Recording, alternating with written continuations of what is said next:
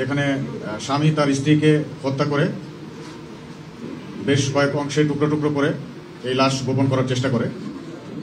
পরবর্তীতে উক্ত বিল্ডিংয়ের সিকিউরিটি গার্ড এবং বাসার অন্যান্য লোকজন এই বিষয়টি নিয়ে সন্দেহ প্রকাশ করে এবং তার বাসায় যেয়ে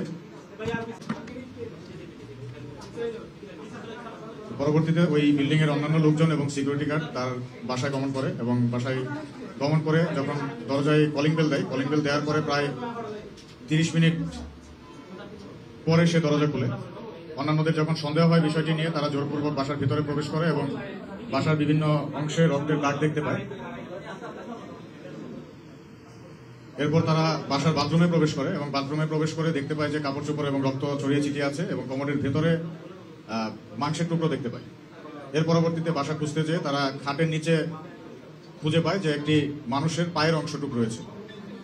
এর পরবর্তীতে সে স্বীকার করে যে সে তার স্ত্রীকে হত্যা করেছে এবং লাশ গুম করার জন্য এভাবে কেটে টুকরো টুকরো করে কমোডে ফ্ল্যাশ করছিল। উক্ত ঘটনাটি সামাজিক যোগাযোগ মাধ্যমে দ্রুত ছড়িয়ে পড়ে এবং আমাদের র্যাবের গোয়েন্দা তথ্যের মাধ্যমে আমরা জানতে পারি। জানার সাথে সাথে আমাদের র্যাবের দল কার্যক্রম শুরু করে দেয়। তখন থেকে শুরু করে গতকালকে বিকেলবেলা এই আসামি সিলেট এবং বিভিন্ন এলাকায় সে পালানোর চেষ্টা করেছে। পরবর্তীতে ব্রাহ্মণবাড়িয়া এলাকা থেকে সন্ধ্যার দিকে তাকে আমরা গ্রেপ্তার করতে সক্ষম হই। তো ঘটনার 42 ঘন্টার মধ্যে আমরা এই আসামিটা গ্রেপ্তার করতে সক্ষম হয়েছি। পরবর্তীতে আসামিকে জিজ্ঞাসাবাদে সে যতটুকু জানিয়েছে, সে দাবি করেছে যে তার স্ত্রীর নাকি পরকীয়ার সম্পর্ক ছিল। এটা তার দাবি, তদন্তে বিস্তারিত জানা যাবে। এবং আরো জানিয়েছে যে সে তার স্ত্রীর মাথা এবং 2 হাত কেটে ফ্রিজে রেখে দিয়েছিল এবং বডির অন্য অংশগুলো হয়তো কত পিস করেছে সঠিক সংখ্যা বলতে পারছে না, 15-20 বা তার থেকে বেশি পিস করে কমোডি ফ্ল্যাশ করে দিয়েছে। পায়ের অংশটি খাটের নিচে হয়ে গিয়েছিল যখন অন্যান্য যে দেখতে পেয়েছিল।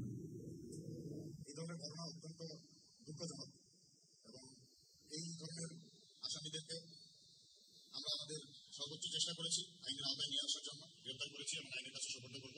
আমরা আশা করি এই বিষয়ে আমাদের বিচার বিভাগ থেকে একটি সুবিচার আসবে।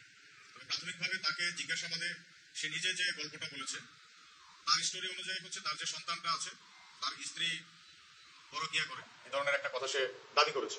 যেহেতু আমরা জানি না, নিশ্চিত হয়ে বলতে পারছি না, এর প্রেক্ষিতে সে তার সন্তানকে তার মায়ের কাছে পাঠিয়ে দিয়েছে এবং তাদের মধ্যে বেশ দীর্ঘদিন যাবৎ দাম্পত্য কলহ এবং পারিবারিক কলহ বিরাজমান ছিল।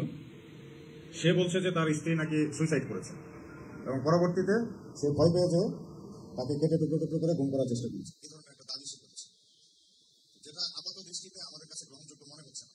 একজন মানুষ মার্ডার করতে ভয় পায়, কিন্তু ডেড বডিকে কেটে 15-20-25 টুকরো করে ফেলেছে, এটা হয় না সাধারণত।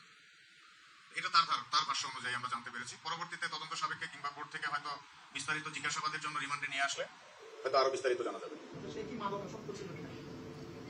মাদক আসক্তি আমরা আসলে পাইনি।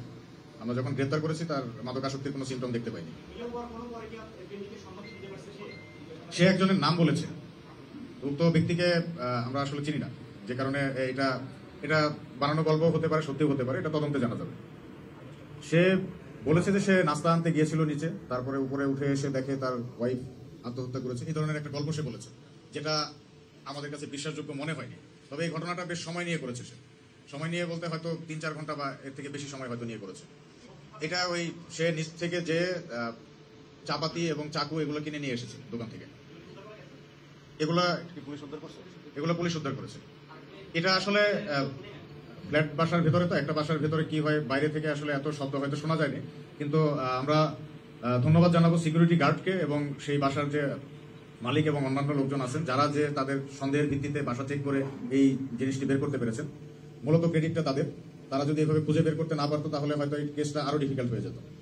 তার ব্যাকগ্রাউন্ড, সে বিদেশে প্রবাসী হিসেবে কাজ করতে গিয়েছিল, সেখান থেকে ভিসা জটিলতা এবং অন্যান্য সমস্যার কারণে আবার দেশে ফেরত চলে এসেছে। আর কেটে সে মূলত গুম করার উদ্দেশ্যেই বাকি কাজগুলো করেছে। পরে যখন দেখেছে যে ধরা পড়ে যাচ্ছে, বাঁচার জন্য সে গ্রিল কেটে পালিয়েছে। তো এই ধরনের কাজ যখন একজন মানুষ করে, সে তখন একটা মানসিকভাবে ম্যানিয়াক পর্যায়ে থাকে। ওই সময় মানুষ অনেক কিছুই করে থাকে, যেটা আসলে পূর্ব পরিকল্পিত বলাটা হয়তো ঠিক হবে না। সে হয়তো পরিস্থিতি ওই সময় তার মাথায় ওটা কাজ করেছে, সে ওটা করেছে। আর বিস্তারিত বিষয়গুলো আসলে জিজ্ঞাসাবাদে বা পুলিশ থেকে রিমান্ডে নিয়ে এসে হয়তো জানতে পারবে। এখন যতটুকু বললাম তার গল্পটা সে নিজে যেটা বলেছে সেটা। এখন এই দাবিটা সে করেছে, যে সুইসাইড করেছে এটা সে বলছে। বাকি যে প্রত্যক্ষদর্শী যারা ছিল, ঘটনাস্থলে যে দেখেছে, তারা তো আসলে দেখেছে বডির শুধু পা দুটো দেখতে পেয়েছে এবং ফ্রিজের ভিতরে